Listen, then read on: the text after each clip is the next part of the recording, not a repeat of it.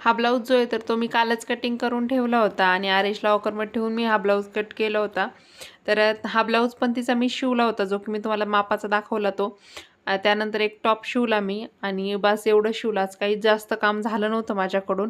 बाकीचं कस्टमरचं वगैरे पसारा आवरून ठेवला आणि याला नुसतं मध्ये-मध्ये करायचं होतं आणि आज मी पहिला व्हिडिओ बनवून घेतला.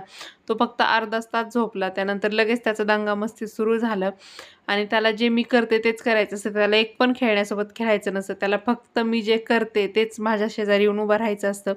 त्यामुळे माझं काहीच काम होत नाही आणि त्यानंतर तिच्या ब्लाऊजला इतके बॉल्स लावायचे होते ना, ते छोटे-छोटे असं बनवून. तर ते सगळे बनवूनच घेतले खूप जास्त आणि याला फक्त जिथं गणपती बाप्पा बसवलेले तर तेच ओढून घ्यायचं असतं. दुसरं काहीच करायचं नसतं. फायनली 4 वाजता त्याला झोपी लावलं आणि त्यानंतर पटपट ब्लाऊज शिवायला घेतला. तर हा राहिलेला ब्लाऊज मी अर्ध्या तासात कंप्लीट केला आणि तिला फोन केला. तिला इतका छान परफेक्ट फिनिशिंगला बसला. थँक